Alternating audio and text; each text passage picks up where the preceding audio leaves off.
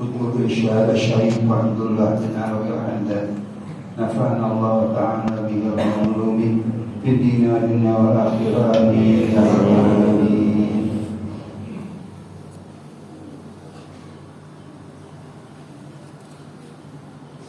Wa innama dakhala al-ishtibah ala ahli din min haythu ihmaluhum an-nazula fi thalathati umurin.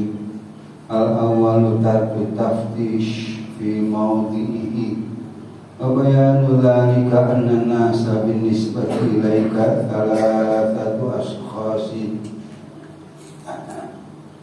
syakhsun ma'rufun innaka bil khairi was salah faqul min at-ta'ami wa amilhu idza syi'ta wa la tas'al. Jamaah Maulid Adibai yang dimuliakan dan dirahmati Allah Subhanahu wa taala. Alhamdulillah malam ini kita kembali bisa berkumpul di Majlis Khair untuk bersama-sama melantunkan kata shalawat ala Nabi melalui Maulid Adibai. Mudah-mudahan ini semua Allah jadikan sebuah amal yang soleh, yang menjadikan sabab besok kalau kita sampai pada ajal di mana malaikat maut datang kepada kita untuk menjemput selembar nyawa kita. Mudah-mudahan dengan berkah Maulid ini kita semua Allah matikan dalam husnul khatimah dan dicatat menjadi sekumpulan jamaah yang di hari kiamat berhak mendapat syafaat dari junjungan kita Kanjeng Nabi Agung Muhammad sallallahu alaihi wasallam. Sebelum kita bahas sedikit tentang barat kita, perlu diketahui oleh semua yang hadir pada khususnya bahwa insyaallah ta'ala lahul aqib dan umur kita Allah kasih panjang. Hari Minggu yang akan datang itu adalah hari Ahad, di mana kita senantiasa melaksanakan pengajian bulanan atau syahriyah. Besok Jumat satu begitu kan? Biasa habis zuhur tepatnya jam 1:30 kita sudah start, sudah mulai. Mudah-mudahan semuanya dapat hadir. Saya selalu ingatkan, jangan bosan, jangan bosan. Kalau kita ikut mengaji jadi rugi, biar di akhirat nanti saya yang tanggung jawab. Kalau jadi rugi,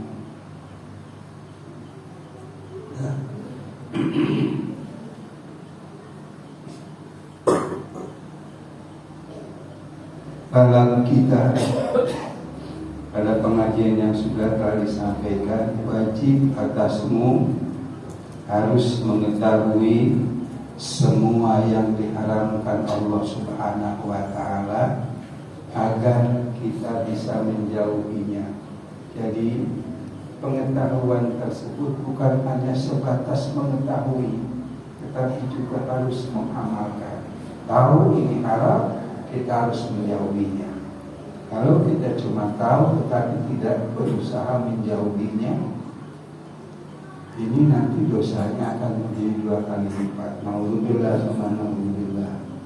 Dan selanjutnya, sesungguhnya tidak dikhawatirkan kepada orang yang berilmu, tidak dikhawatirkan kepada orang yang berilmu mau memakan perkara yang haram, bahkan mencuri milik orang lain. Orang yang berilmu kan ada pengajaran kita begitu. Misalnya orang yang berilmu memakan daging babi, abung-abung lebatnya, jadi corai labong, ditewah, dibenci, kiai, ustaz, makanan dan gunakan. Insya Allah tak. Allah tidak akan berilmu.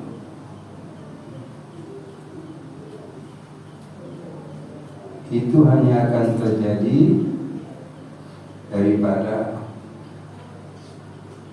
syaitan yang durhaka dan daripada orang sombong yang keras kepala. perlu diingat,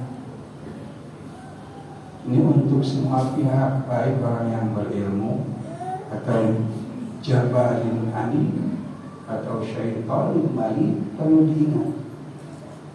Istibah bisa saja terjadi, meskipun kita atas seorang kiai.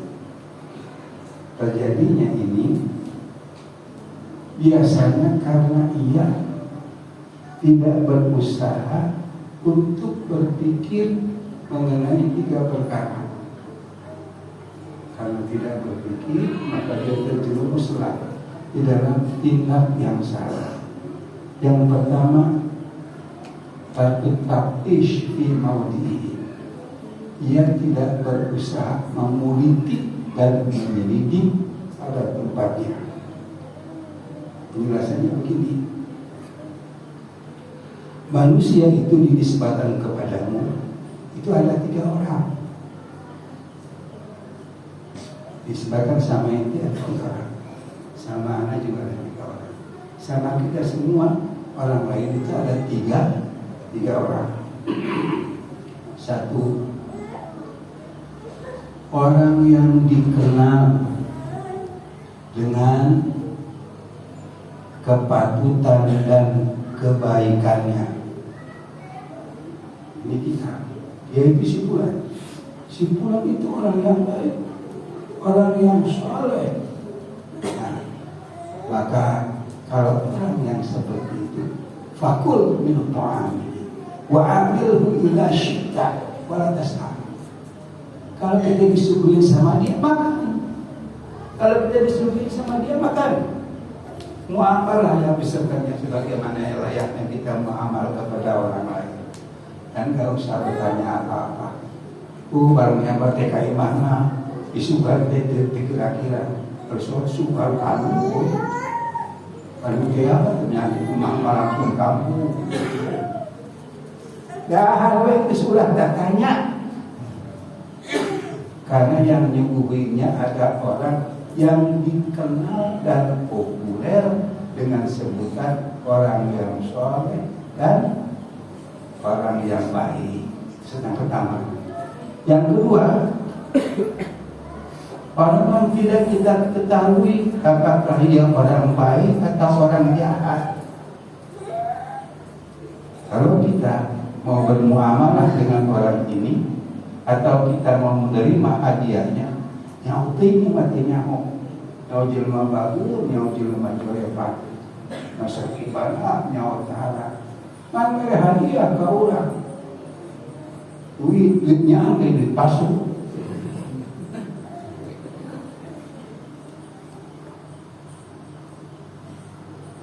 Supaya kita masuk dalam kategori orang yang warok. Karena sampai dengan bab ini masih dalam bahasan mengenai warok.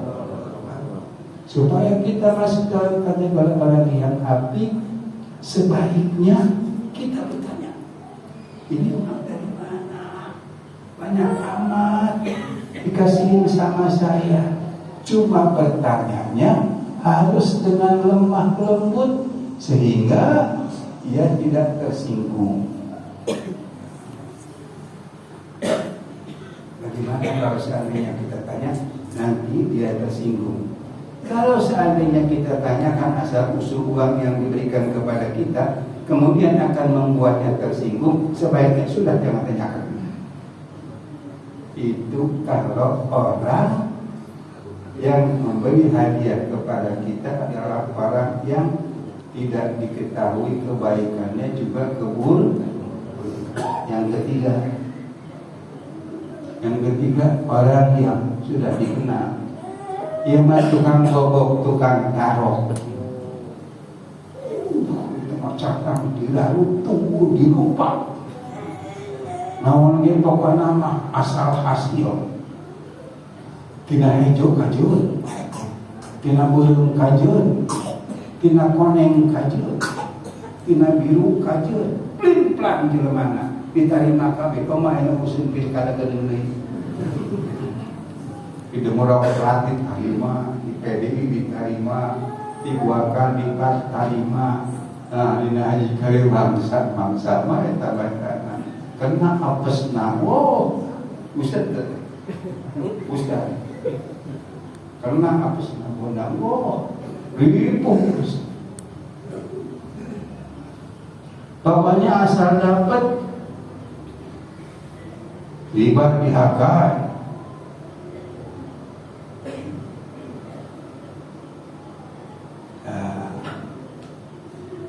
Kalau orangnya seperti itu, maka seyogianya kamu jangan muamalah dengan dia sama sekali. Jangan berhubungan. Untuk apa? Untuk orang makan riba. Jangan berhubungan. Riba itu bukan masalah kecil, masalah besar. Dia dalam hadis, man akala minar riba walau dirhaman, faka'an nama zana di Islam. Barang siapa yang memakan perkara riba meskipun 1 dirham, maka keberadaannya sama dengan seseorang yang berzina dengan ibunya sendiri dalam keadaan Islam. Mungkin kalau orang kafir zina sama ibu yang masih kafir, itu masih ada ampunan karena mereka kafir dan tidak mengetahui. Tetapi kalau sudah Islam berzina dengan ibunya Islam pula, ini berat, bukan hal yang kecil. Mutaknya kadenya bola asal menang ngumpul. Ada jalan riba mah. Kita minjaman timbang keliling riba. Mani rela alemok janji setia akan tepat membayar pada waktunya baru jum nembang dia duit. Ya Allah ya Karim, mual benar tapi kena kiamat oge. Mana nginjing tinu gitu dorakan nu aya nunggus manggus we mau balik deui nanti semutena ulah deui. Dan satu orang yang dikenal kebaikan dan kesolehannya dari orang yang demikian, apapun yang dia berikan kepada kita makan, jangan bertanya apa-apa. Yang kedua, orang yang kita tidak tahu akhlak dan karakternya baik atau burukkah dia. Kalau seperti itu orangnya, sebaiknya kita bertanya dulu dengan lemah lembut agar dia tidak tersinggung. Tetapi kalau menurut perkiraan kita, kalau saya tanyakan dari mana ini buat mangkok teh yang disebutkan kau orang menditanyakan maka tersinggung, sudah lebih baik jangan bertanya. Yang ketiga, orang yang dikenal maling, tukang makanan riba, tong dibeli kehakanan nabi kurang. Sudah putus sama sekali, jangan muamalah dengan orang yang seperti itu. Ya Imam Al-Imamul Haddad membahasakannya dengan roksan, sama sekali tidak boleh. Untuk apa? Tidak ada manfaatnya. Alhamdulillah teman, alhamdulillah. Nah ini gara-gara tidak berpikir mengenai itu, akhirnya si ustaz pun terjerumus makan perkara yang haram. Padahal itu makan riba kan beda. Kita kau ustaz pun menjadi bangga.